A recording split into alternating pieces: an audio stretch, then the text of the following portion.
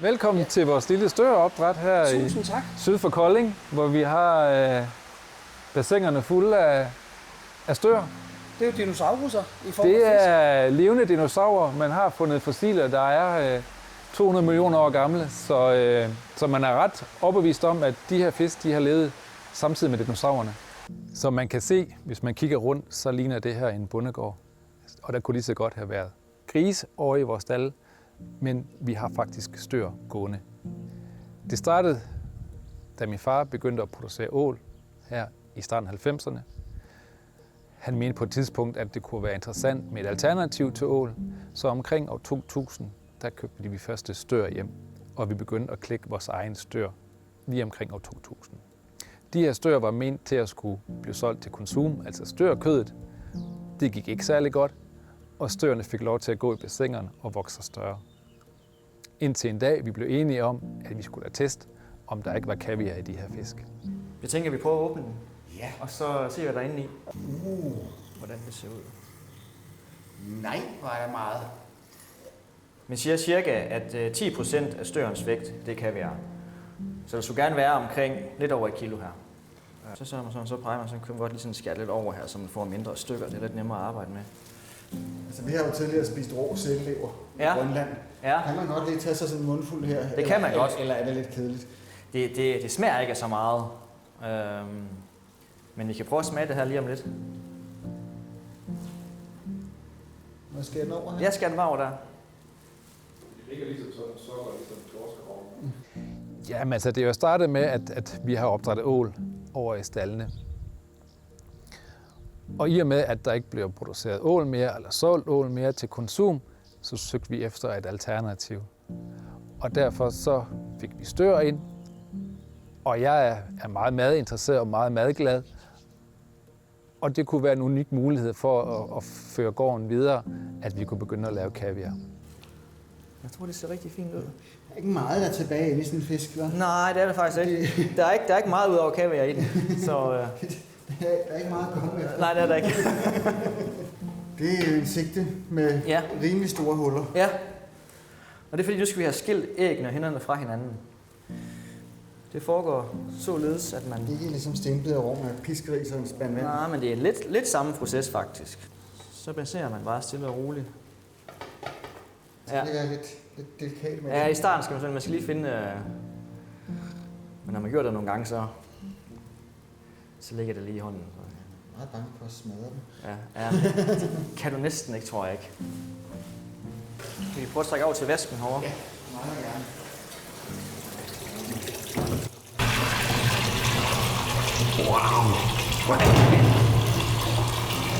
De fisk, vi har gående herover, dem har vi haft gående i op til 20 år. Det vil sige, at det tager rigtig lang tid, før at størene er klar med kaviar.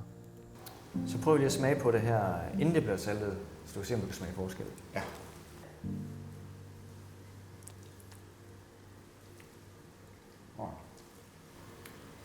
Det er meget, meget mildt. Det smager jo ikke særlig meget.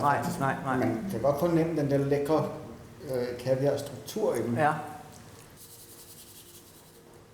Så. Ja, nu du ser det lidt mere rigtig konsistensagtigt ud. Ja. Allerede faktisk. Ja.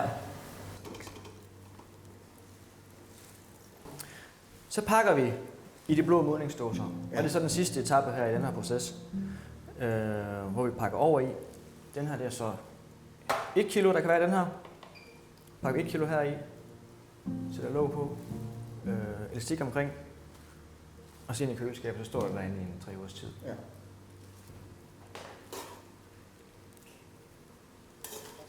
Der findes rigtig meget kaviar ude på markedet, men det vi synes, der gør vores kaviar interessant, det er, at vi har fokus på friskheden, på renheden og på en høj kvalitet.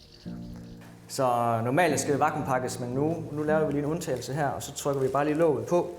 Her, så vi kan det. Sådan. Og så sætter vi lige label på. Og så, der kan vi til dig. Tak. Det var, Det var en kæmpe oplevelse. det var godt. Det var dejligt. Ja, Sune, nu har du været inde og prøve at slagte en fisk og pakke noget kaviar, og du smagte det helt friske kaviar. Nu synes jeg, vi skal prøve at smage kaviaren, der har stået de her 2 til 3 uger og stået og lagret. Salten har fået lov til at arbejde. Kaviaren er nu pakket på de endelige dåser, så lad os prøve at smage det færdige produkt. Den sibiriske stør, der leverer den her kaviar.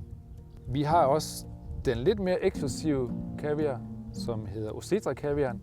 Det var de store, ikke? Det var de helt store fisk, vi så på over i bassinerne. De fisk, der er lige omkring 20 år gamle nu, som leverer den her Osetra-kaviar, som regnes for en af de fineste kaviartyper, der findes på markedet. Så åbner vi lige så stille op og kigger på... Nej, ja. Nu kan man fornemme det her oliede, vi snakkede om. Nu får en fin perlemorske. Vi får en hver. Men man siger jo, at man spiser kaviar for håndryggen.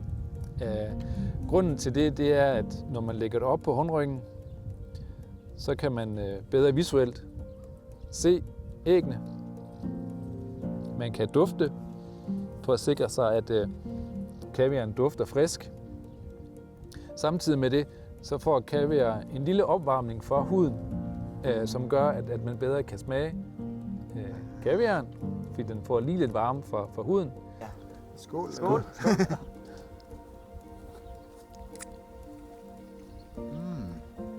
Jeg kan godt forstå, at det skal stå et par uger. Mm.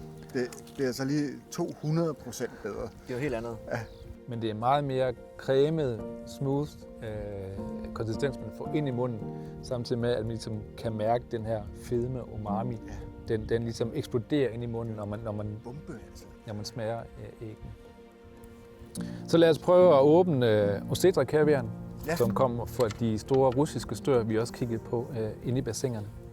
Kan jeg fornemme, at æggene er lidt større? Så er det samme proces som...